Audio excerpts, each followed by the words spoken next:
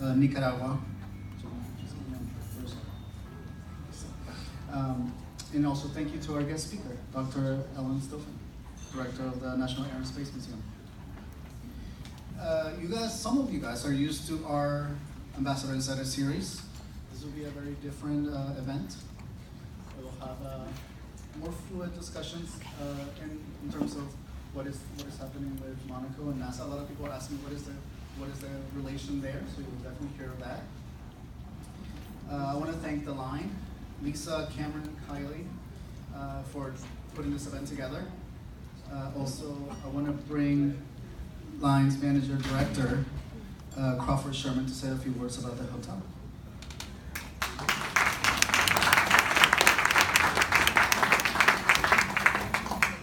Thank you very much, ambassadors, diplomats, and honored guests. Welcome to the Line DC. We have been looking forward to co-hosting this event for a long time, and renovating this church, which was built in 1912, which for us Americans is really, really old. It took us a little longer than we expected, but we're now open and operating. We're a very small company and a very young company. We're only 7 years old, and we specialize in buying old buildings in up-and-coming neighborhoods and renovating them and turning them into hotels focused on the neighborhood and focused on our destination. And I hope at some point you'll take some time and walk around our hotel, visit our restaurants, and have a look at our rooms. They're very DC-centric. The artwork that we've collected over the last 4 years are now in our rooms, as well as the furniture that we've collected. And we co-partner with some amazing chefs. Eric Bruner Yang, who's kind of the bad boy chef of Washington, D.C., who started Tokyo Underground and Maccario, and then Chef Spike, who has Woodbury Kitchen in Baltimore, came and partnered with us, and you've been sampling some of their food tonight. Thank you very much. We're honored to have you here.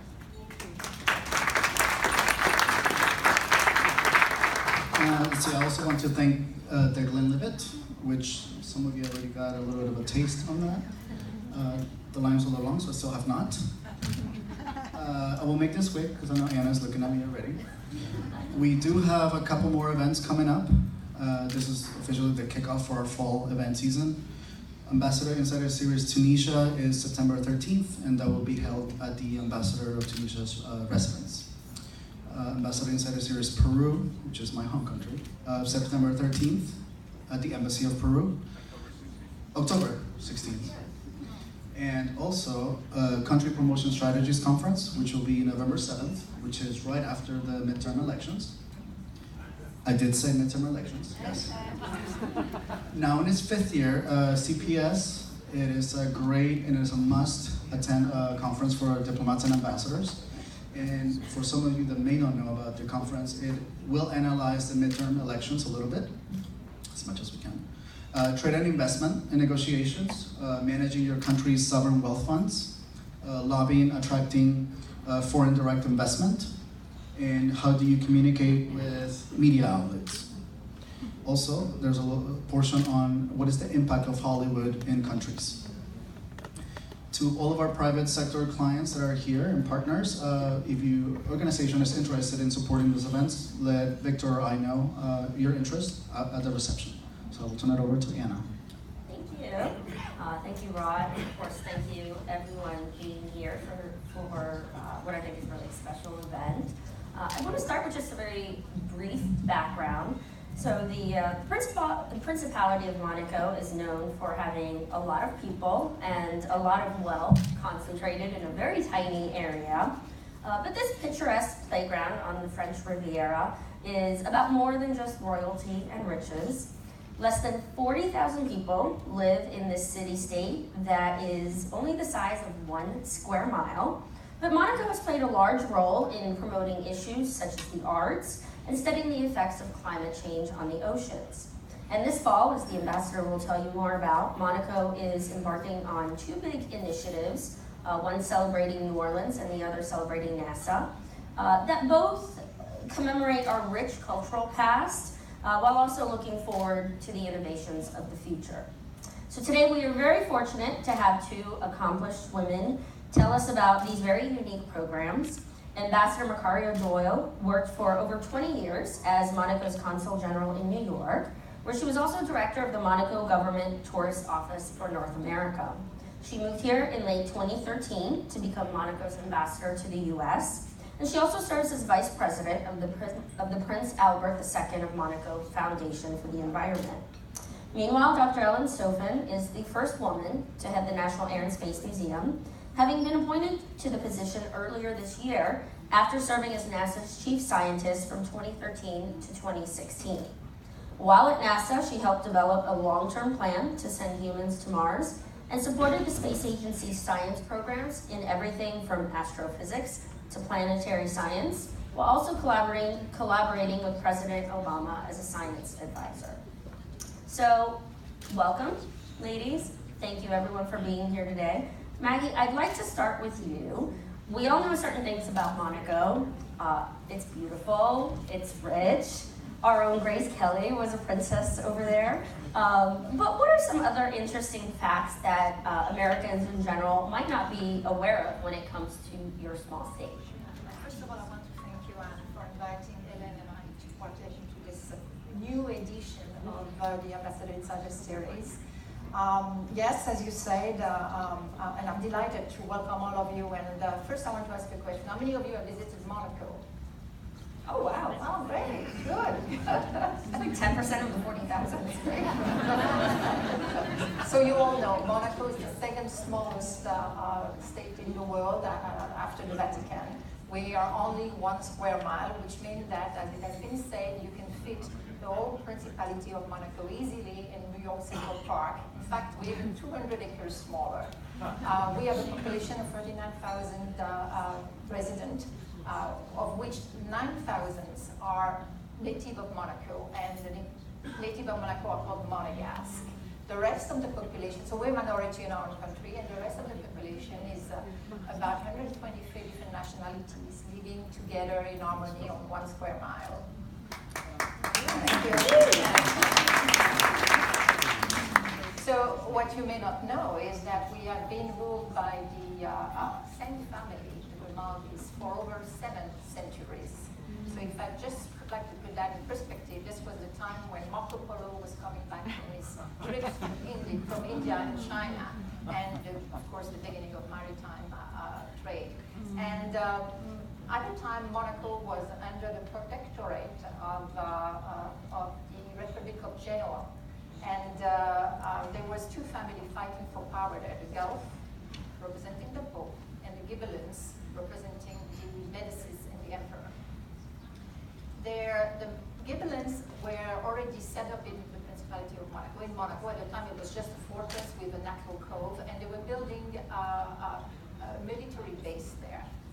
The Guelph wanted to take over, and the first Grimaldi, his name was François Grimaldi, took the fortress over by trickery, disguising himself and his companion as monks and asking for shelters, hiding their sword under their robe. And when they got inside, they took over the fortress. And the reason why I'm mentioning this is because this historic event is commemorated on the shield of the coat of arms of the princely family. As you can see, the 2 monks brandishing their arms. Now, of course, Monaco is small, but we do have a very long and rich history, and there will not be enough time tonight to go through every period, but we'll go, as we're talking about space, we'll just fast forward the speed of light and take you back to the 1800, mid-1800, which was also a very pivotal time for the Principality of Monaco, and really the time where it helped lay the ground for what the future of Monaco was going to become. And this was the beginning of the constructions, of the creations of the famous district of Monte Carlo, with its famous landmark casino, its hotel, and its fabulous landmark, the Monte Carlo casino, with and also opera house. And it was a kind of a bold move for the actual prince at the time to make this agreement with France, which for which he had to give up 90% of his territory, 70% of his populations back to France. And in exchange for that, reaffirm his sovereignty and gain the right to the monopoly of gaming in the Principality of Monaco, which was prohibited at the time in France and in Italy. We also negotiated the right to be able to build roads between the Principality of Monaco and its neighboring cities.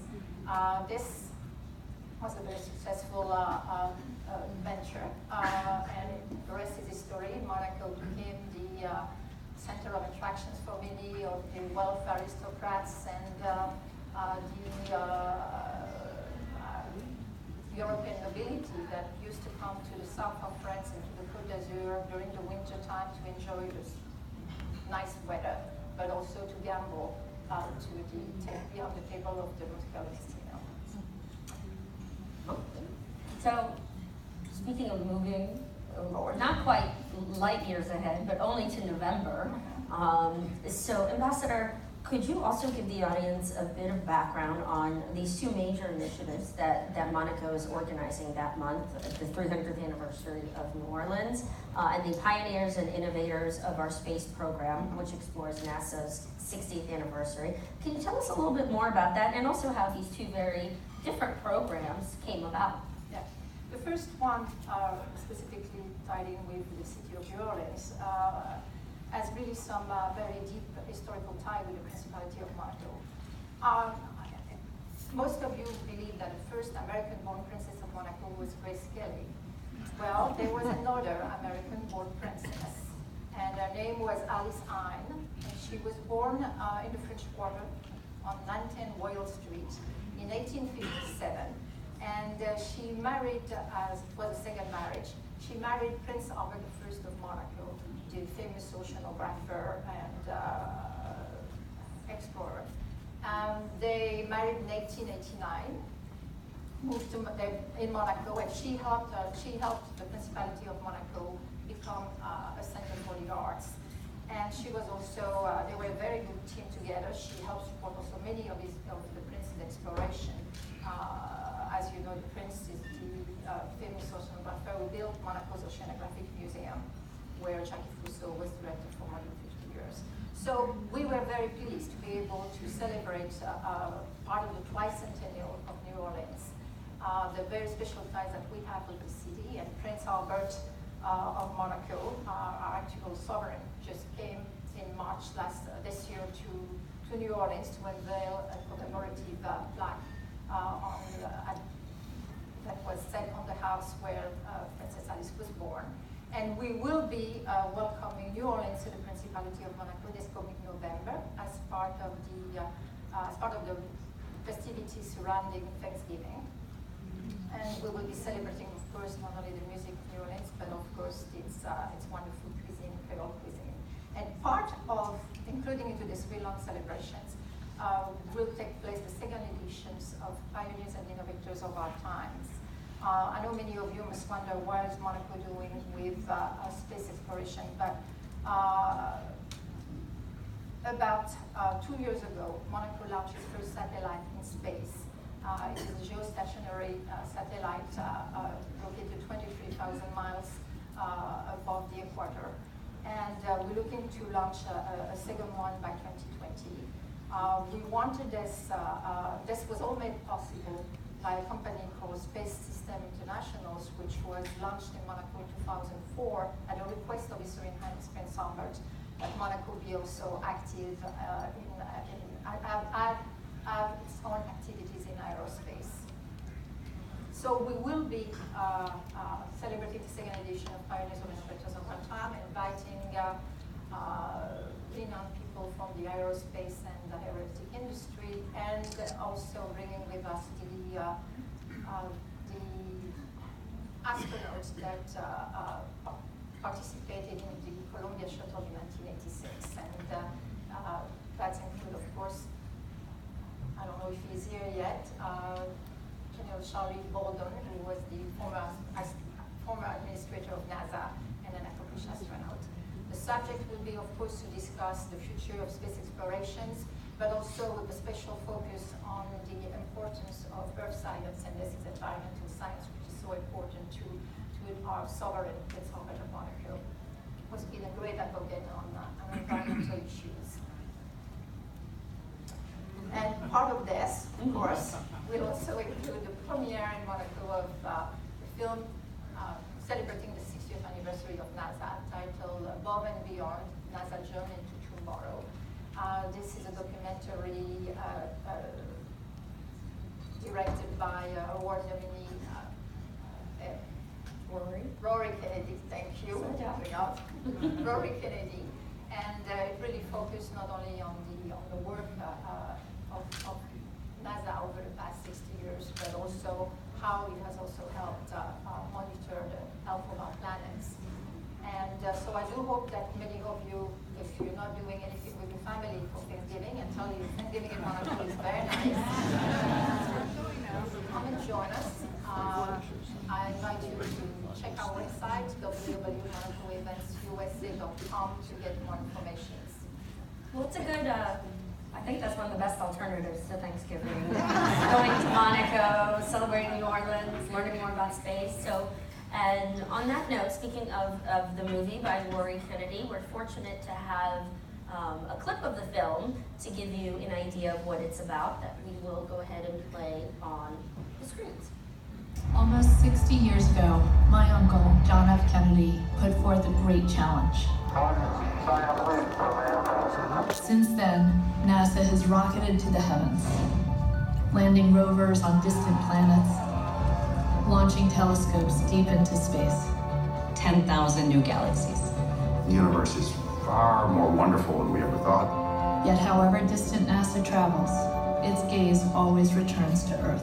NASA has 19 different satellites studying the Earth. We've put together this record over 4 decades now of how the planet is changing. Today, NASA faces a new challenge: to understand our place in the universe and to protect our planet. When we here at NASA explore, we're really doing it for humanity.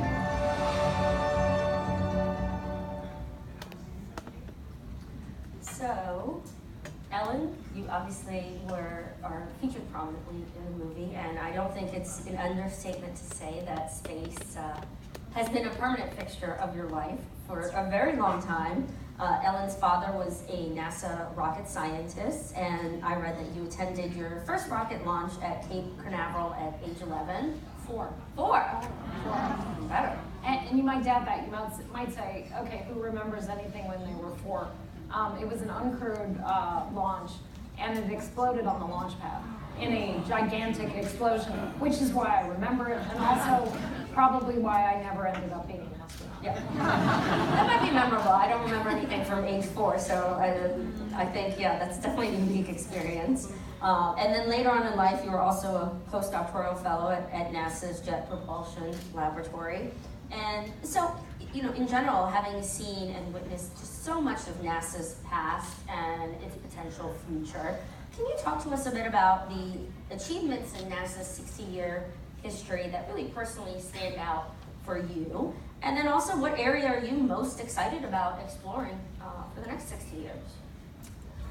You know, to me, if I had to say what was the most important thing NASA has ever done, it really centers around 2 images that were returned by NASA. And walking into this year, which for people my age is a bit depressing, you know, we're walking into not just the 60th anniversary of NASA this year, but actually the 50th anniversary of the landing on the moon next year. And in fact, in December, we're going to be celebrating the Apollo 8 mission, which brings me to the first truly, I think, momentous thing that NASA has accomplished, and that's an image that was returned by the Apollo, was taken by the Apollo 8 astronauts, Bill Anders, who was on the crew. And it's an image that all of you know and has been part of your lives, and it's called Earthrise. And it was that first look at the Earth, you know, rising up above the lunar surface, and it actually spawned the environmental movement. This view of all of a sudden understanding that as a people, we were on one planet, where you cannot see borders from space, and where we really realized that we're on our own spaceship.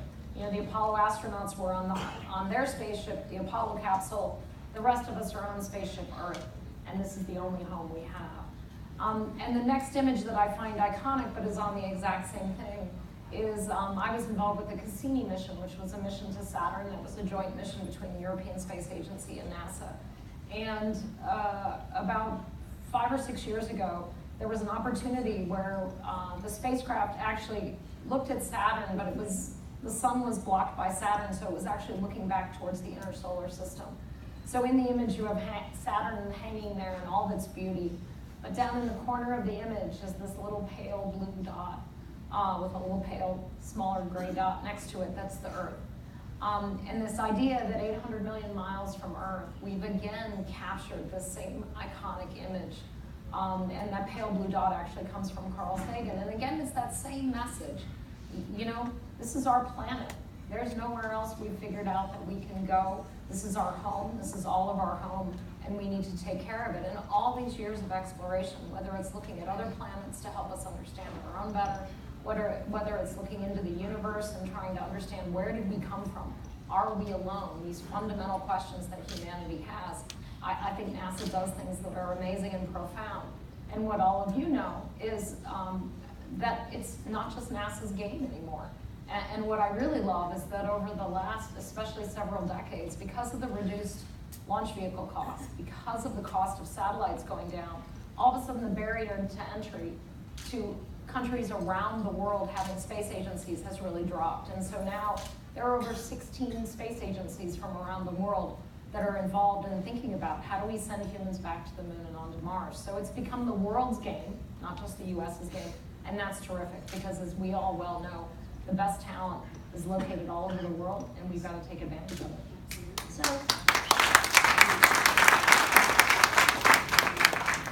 So on that note, I mean, NASA is really entering a new era of space flight, not only by working with other countries, but also now by working with the private sector. So I want to talk a bit about that. Over the summer, it was announced that the crew that will become the first to launch into space from American soil since the space shuttle program was retired in 2011. Up until now, American astronauts have flown on Russian rockets to get to the International Space Station in a deal with Russia that is set to expire at the end of the decade. But these new the current 7 American men and 2 women will be flying on spacecraft built by 2 private corporations, Elon Musk's SpaceX and Boeing. The 2 companies were awarded a $6.8 billion contract from NASA to develop a sort of taxi service to the International Space Station. There have been, however, delays and technical problems with the project, although the launches are set to take place next year. So Ellen, what are your hopes for the SpaceX and Boeing launches, and does this indeed herald in a new era for the private sector in terms of space travel? I think it really does, and I think what it's really showing, again, is this sort of barrier to entry has really moved. And so all of a sudden, NASA's saying, you know, rather than focusing on launch capability, which is something now private companies can do and do really well, instead of focusing their energy on that, they want to focus on, you know, how do we build a gateway, a station in orbit around the moon that's going to help us get ready to send humans to Mars? How can we put our money into telescopes that are going to help look back all the way to the time of the Big Bang? How can we put our money into satellites that are really trying to understand how the planet is changing? So NASA wants to focus on that. So if we can get companies around the world to build us cheaper satellites, to get lower cost launch vehicles, to open up access to space, it's a great thing. And so the agency's really excited about it. And I think it's also a culture change, because it's really hard to let go of things. And trusting astronauts, which is something obviously NASA takes extremely seriously, safety extremely seriously, but obviously we've partnered with the Russians extremely successfully with getting access to the space station, but obviously the US doesn't like relying on foreign partners. We want to have that capability back here in this country. So we're excited. I'm really excited to see SpaceX and Boeing move forward. The other thing that I think is really exciting is you have Virgin Galactic. You have Jeff Bezos and Blue Origin company, that in the next sort of few years, we might actually see space tourism.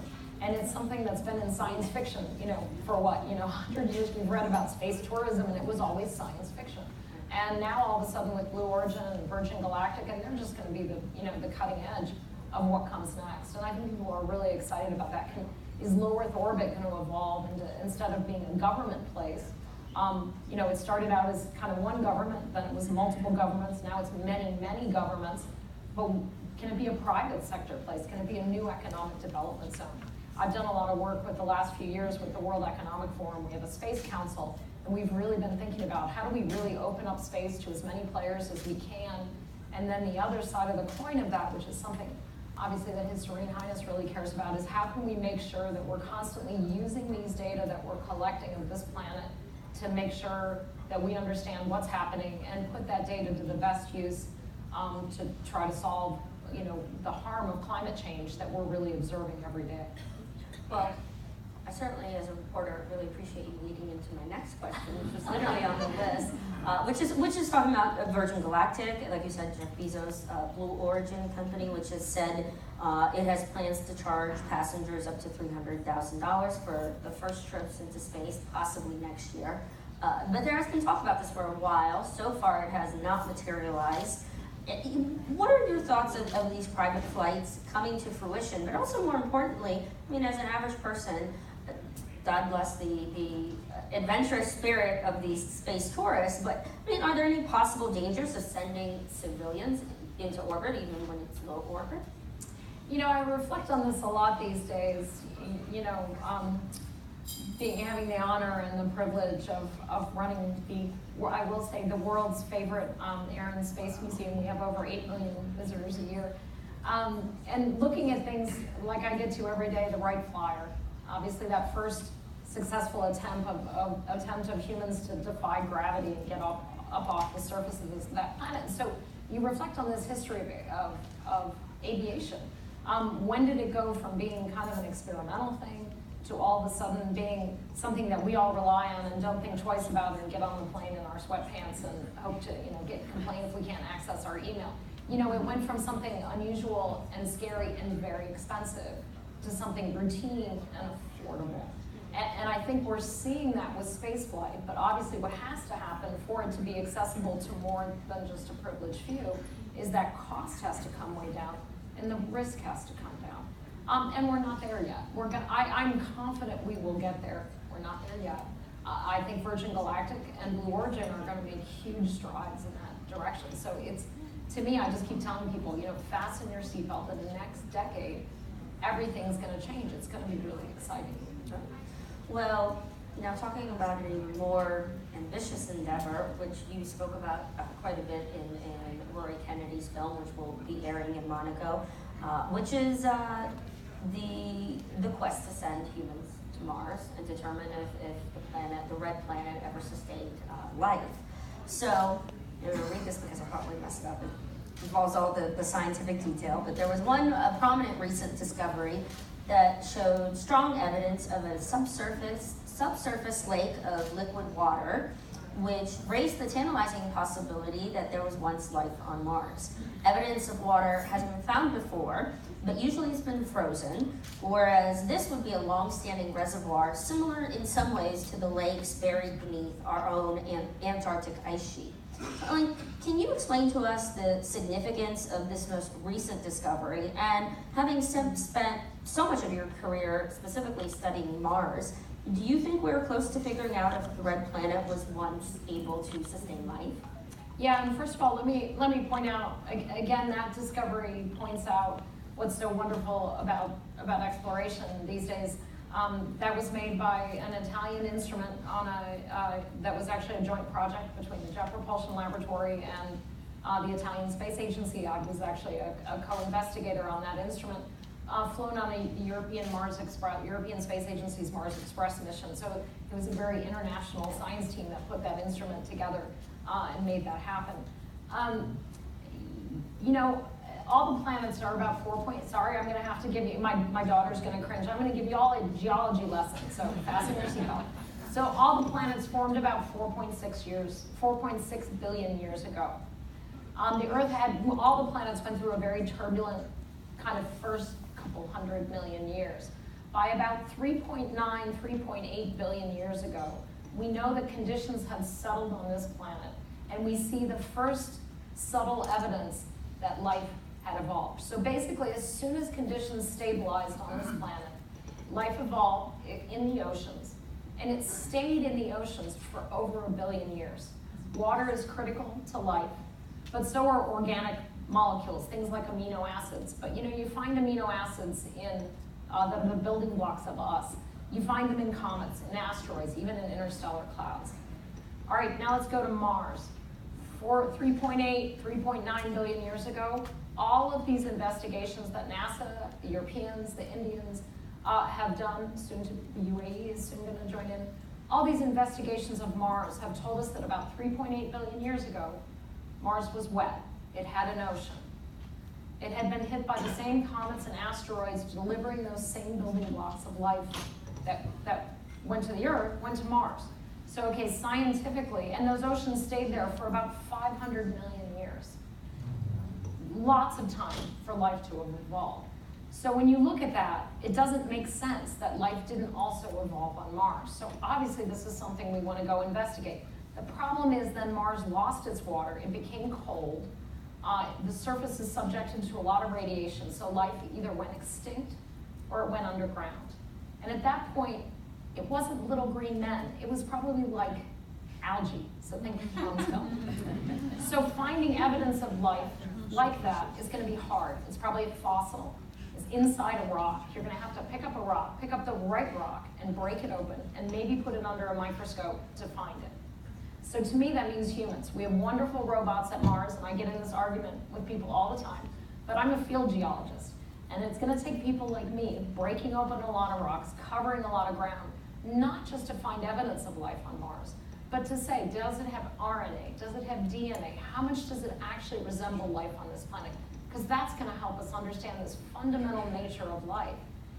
Then if we find life on Mars, which some people got stressed, but I think in the next 10 to 20 years, depending on the cadence of missions that happen, we will find that evidence of past life on Mars. Then we want to know, can we find it on some of the satellites of the outer solar system? And the reason that's important is we're now finding planets around other stars. We have now found tens of planets that sit in a position near their parent star where water could be stable on their surfaces. So if life, even molecular algae type life, if it was common in our solar system, that gives us a lot of confidence that as we look at these planets around other stars, we're going to find out life could actually be ubiquitous, not just in our solar system, but in the galaxy and in the universe. So, and do you believe we all get to live in this time? All this stuff's happening. In the next 10 to 20 years, we're going to start finding planets that have oxygen in the atmosphere that could indicate life. We're going to find life on these other planets. So again, I feel like we're all incredibly lucky because all this science, the technology, it's all come together. And this question of are we alone, I'm confident will be answered in the next 10 to 20 years. So on that note, and the instant thing I got, the instant thought I had as an editor was, as soon as you discover it, I want the headline, pond scum found on Mars. I mean, that right there is the headline. But exactly. So on that note, I have to ask the very simple $1 million question. When do you think humans will be able to travel to Mars? You mentioned in congressional testimony 2038 as a possible date. When are we going to get to go up? I've been pondering, again, as we walk into this 50th anniversary of Apollo, I've been thinking about this a lot, because one of the things at the Air and Space Museum, we're taking kind of a leadership role in this big celebration of Apollo. And, obviously it was really driven, as Rory Kennedy says in the film, with her uncle's amazing and eloquent call to action. And so in 8 short years, we went to the moon from basically nothing. As many of you have probably seen the film Hidden Figures, they had to invent math to figure out how to do it. The Kennedy Space Center, the Johnson Space Center, places that some of you may have visited if you haven't gone there, it's amazing. They're amazing. A huge infrastructure, gigantic US infrastructure project. Yes, NASA was 4% of the federal budget, it's now 0.4% of the federal budget, but it was partially because all that money was going to invent all these things, build all this infrastructure. And we did it in 8 years. So when people ask me, like you just did, how long will it take humans to get to Mars? It's a question of will, and it's a question of money. And so right now, with NASA's budget and with technology and the pace of investment, I think NASA will have humans on Mars with their international partners. They can't do it alone by the late 2030s. But if you said, could we have humans on Mars in 8 years? Are you telling President Kennedy that, you know, he wasn't right? You know, it's all, again, it's the will, it's the drive, it's the commitment. And that's something you know, this concept of a moonshot that John F. Kennedy really created, I think is, you know, if you want to think about people's legacy, to me, that's a huge part of what should be his historical legacy. This idea that as a human people, we can achieve amazing and mighty things, I think is something that's really important. And that's part of the reason, frankly, that I do think it's important for us to send humans to Mars. It's to show us what we're capable of. Now, space has obviously been in the news, and I'd be remiss if I didn't bring this up. So President Trump himself has a goal of creating a space force, which would be a sixth branch of the U.S. military, roughly by 2020. Now, supporters say it is necessary to deter threats like Russia and China, which are developing weapons that could threaten our reliance on satellites. NASA Administrator Jim Bridenstine has thrown his support behind this plan. Critics, however, say it further militarizes space, which could increase the risk of conflict, and is essentially a waste of money because it kind of rearranges the deck chairs because the Air Force currently has a space command.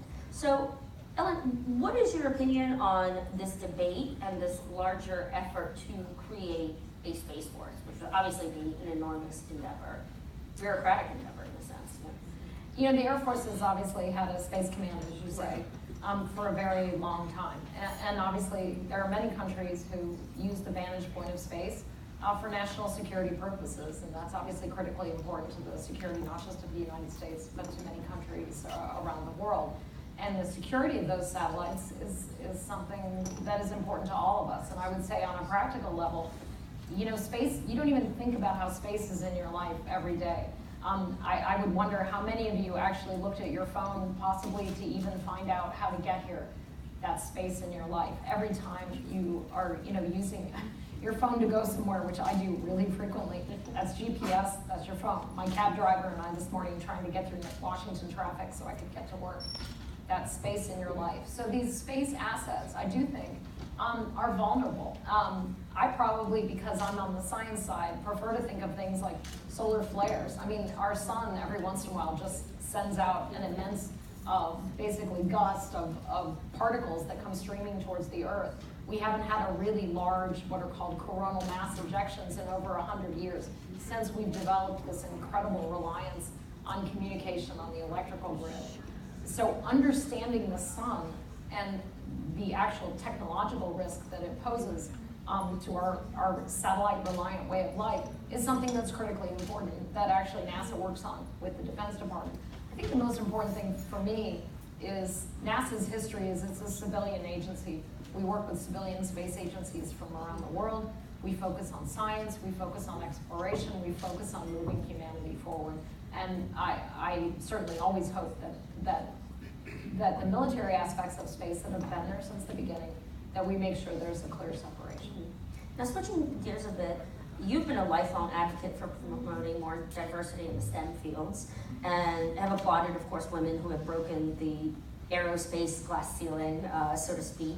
How far have we come in terms of getting more women and minorities involved in STEM careers? And also specifically, what can NASA do to create a more inclusive working environment? You know, when you look at in a room like this, and I've met, you know, obviously Maguy, several female ambassadors, my position as the head of the Air and Space Museum, you know, we've made great strides in all spheres, but it's not enough. You know, we're not there yet. And this is something that's critically important to me because when I was talking earlier about how important it is that we grab the talent of the world to explore for all of humankind, here in this country, you know, we're not tapping into the talent of our population. If you look at underrepresented groups, if you look at women in science, technology, engineering, and math, a lot of the numbers in a lot of the fields are appalling, especially in computer science and engineering. So what does that mean? That means you're leaving talent on the table. Frankly, we just can't afford to do that. We can't afford to do it going into the future. So it's not a numbers, we need to have an equal number of everybody. It's, we are leaving talent on the table. I don't know who the next Einstein is gonna be. I don't know who the next Orville Wright. I don't know what she's gonna look like. I don't know what neighborhood she's gonna come in. And so if I'm not helping every girl, every kid, and that's something that's extremely important to me at the museum, because we're gonna talk about it in a minute, we're in this process of really transforming our museum downtown. I want every kid who comes into that museum to see themselves. Marion Wright Edelman said, if you can't see it, you can't be it. And I think that being able to see what people of color have accomplished, what white women and all women have accomplished over the years, that's incredibly important to inspire that next generation. It's incredibly important to NASA. They have a huge focus. So on that final note, before my last question, before we open it up to the audience, you're in charge of America's favorite, coolest museum. I mean, are there any particular goals or particular vision to keep the Air and Space Museum relevant to today's younger audience? There really is, and I will say, we get 7 to 8 million visitors a year. We tie normally with the Louvre as one of the most visited museums in the world. There's now a museum in Beijing that outdoes both of us. We are the most visited museum in the United States. For anybody who, if you need a tour of Air and Space, or my beloved other museum that I have, the Stephen F. Udvar Hazy Center that's out by Dulles, come see me afterward, and I can make sure you get a great tour. We have the best docents in the world. We're facing an amazingly fun challenge in the fact that our museum downtown, which I hope you've all been to on the National Mall, is actually falling apart. It was built 42 years ago, but the stone was put in at about half the thickness it was supposed to be. The stone has warped. It's cracked. It's been letting moisture into basically the structure of the museum for decades. And so the building basically has to be completely rebuilt. So we're gonna start in November. It'll take 7 years. We'll never completely close. We'll make sure we're gonna try to keep our most iconic artifacts always on public view. But it's a huge undertaking, and luckily Congress happily is paying for that. So we're very grateful, extremely grateful for that. But we realized it gave us this opportunity to take all of the galleries in the museum and say, how do we attract this next generation of explorers and innovators? They get information in a different way. My daughter Sarah's here, she's 22. She gets information in a very different way than I did. And kids even younger, they're more digitally inclined. They like things that move. They like interactives. They like hands-on. They don't like to read giant blocks of text that tell you the history of some object. They like hearing stories, don't we all, about people. How did this object affect somebody's life? Who was the person that used it? Who was the person that made it? And so we're really taking this opportunity to go through our galleries and tell all the stories. The other thing we're able to do is, that museum opened in 1976. It was 4 years post-Apollo. The space shuttle had yet to fly. And we were a very much kind of a cutting-edge science and technology museum. 42 years later, we're a lot more of a history museum, and I want to go back to some of our roots as a science and technology museum. So what's next? Where are we going in aviation? Where are we going with AI? Where are we going with hypersonics and supersonics? How are we going to get humans back to the moon and Mars? So it's an incredible opportunity to update our museum. And before we end, I want to give a huge shout out to Maggie, her excellency. She invited me to Monaco 3 years ago to come give a talk. They were showing a film about Gene Cernan, the last man to walk on the moon. And His Serene Highness was an extremely gracious host.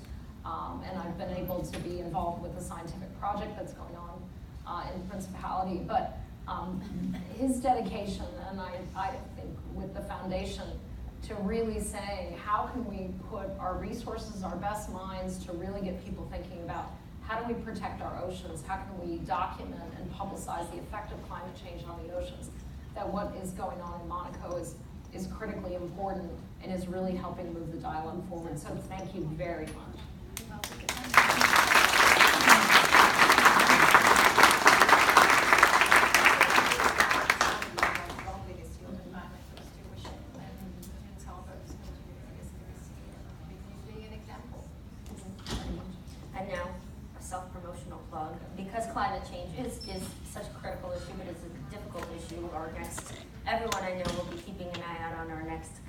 profile where I wrote about a big Caribbean initiative where they're also, obviously they're still recovering from last year's hurricanes as the season bears down on them. And it's all about how people need to take climate change into account in everything that they do, whether it's oceans, rebuilding, and space exploration, and so forth. So, but obviously too, for even the older generations, a transformation of the Air and Space Museum, I remember, was always a highlight of my childhood. It gives all of us adults a good excuse to revisit the museum and take a break from the typical Washington working life. So on that note, I want to open the floor to questions about space, about Monaco, about New Orleans. Yes? Okay, I have a question for each of you all. Hold on, we have a mic. Your Excellency, I have a question about Albert's wife and how has she adjusted to royal life? I know that she was in tears on her wedding day, and I wanted to know, I'm a swimmer, she is a former swimmer, I wanted to know how she is adjusting. For you, I wanted to ask, have you ever met Sally Ride? Because she's a hero of mine, and what you can share about her. Thank you. The one, the inside scoop, the inside royal scoop. Well, she's doing very well. As you know, being yourself a swimmer, you know that it takes stamina to finish a course, and that's what she has. She's very gracious, and we're very, very pleased to have her around us. And she's raising two marvelous children, Jack and Gabriella. So yeah, no, everything's going very well. Thank you. And she started also, as you may not be aware of, but she started her own foundation also, the Princess Charlene Foundation, which is all about helping children how to swim and providing also the Red Cross services for drowning into water. Oh, that's all good. Thank you. Excuse me, I'm getting over a cold. I never met Sally Ride. She was someone who I always wanted to meet because she's a huge hero of mine. And you know, what she did as a trailblazer was truly amazing. I'm good friends with one of her classmates, and she was in the first class of women astronauts, and one of her classmates was a woman named Kathy Sullivan, who was the first woman to actually, the first American woman to walk in space.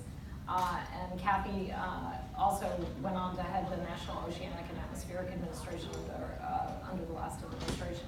She was an amazing woman. The women astronauts that I've become friends with over the years are truly amazing individuals. Astronauts are really kind of an interesting group. I'm really sorry Charlie Bolden, I think, was not able to be here tonight. But you're going to have an awful lot of fun with that crew in November. They're really a terrific group. Okay. Anyone else? Yes? Mm-hmm.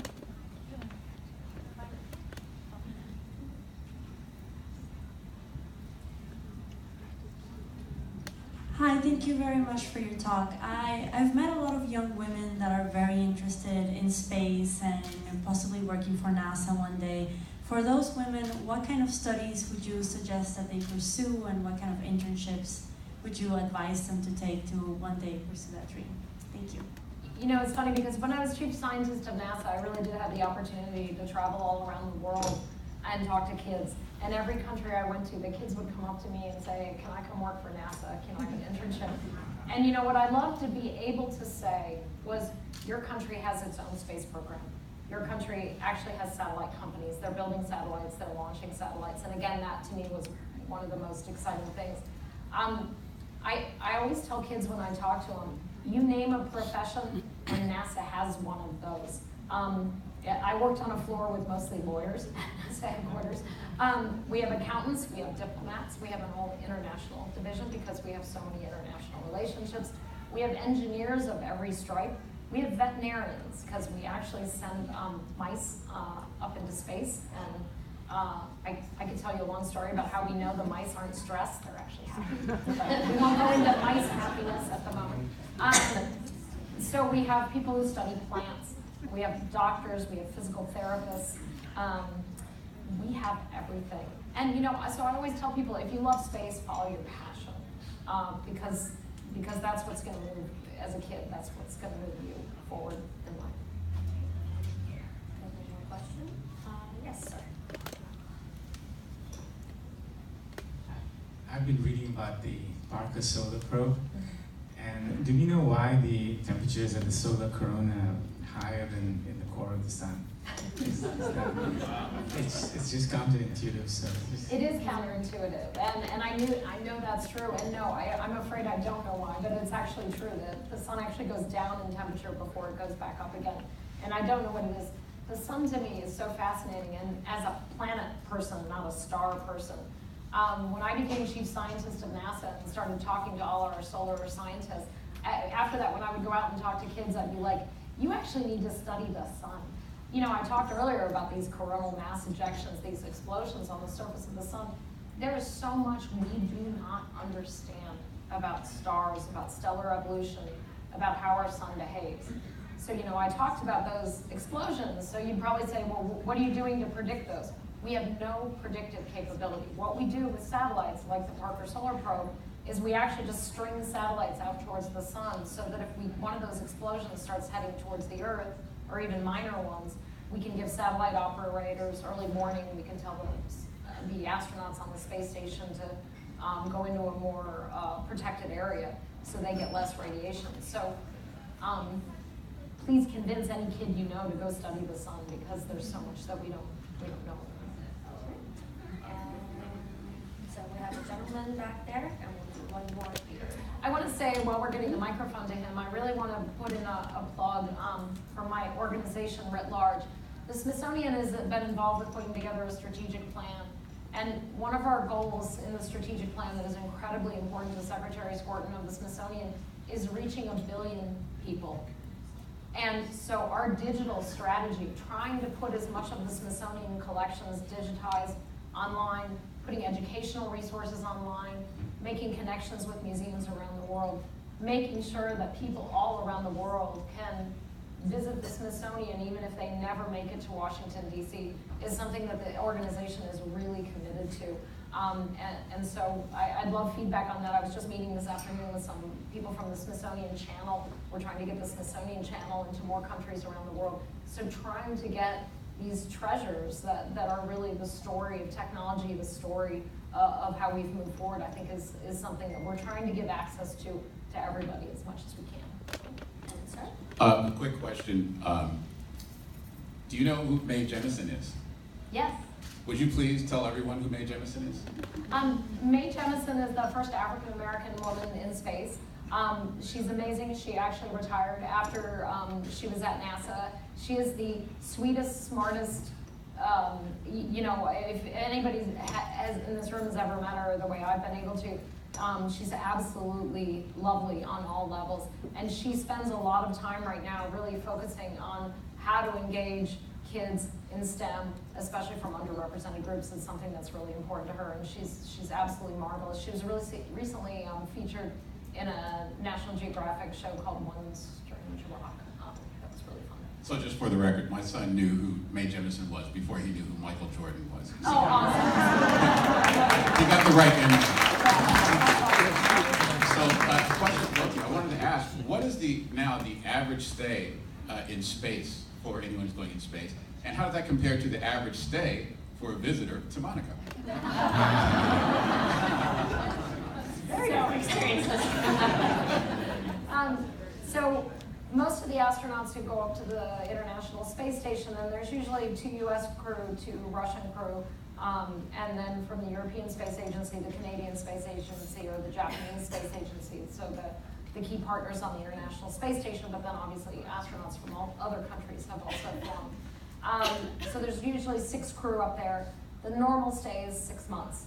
So about 2 years ago, we had 2 astronauts, Mikhail Kornienko from Russia and Scott Kelly from the United States, stayed up for about a year.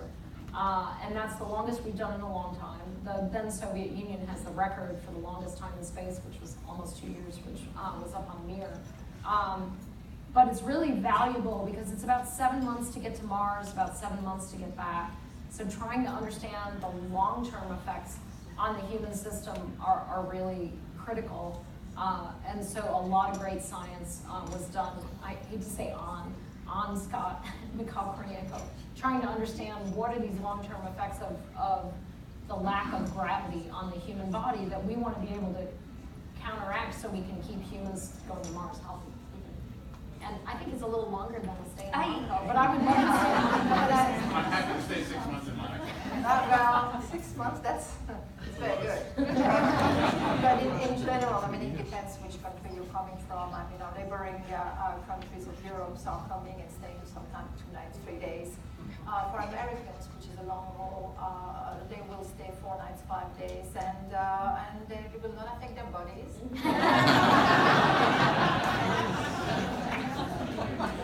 And we do get a lot of North Americans coming to Monaco. In fact, the United States is the 4th largest producer of black knives to the Principality of Monaco, so we do have very deep and special ties. It might affect your body with the eating and the but otherwise, staying at night. So we have one final brief question here in the front, and we'll wrap up. Yes, please. This is Ben Bakura. My question to Her Excellency, Madame the Ambassador.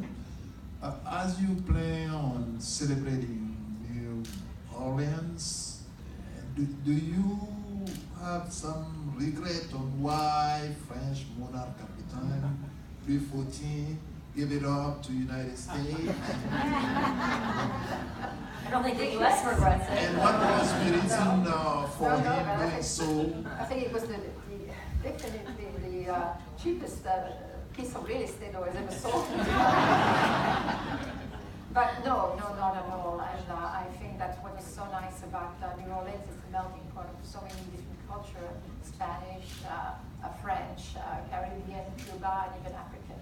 And so that's why for us to be able to partake into this celebration was very special. And we're looking forward to welcome a group of people from New Orleans to the Principality of Monaco to celebrate. And in fact, people may not be aware, but there is a link between New Orleans and space.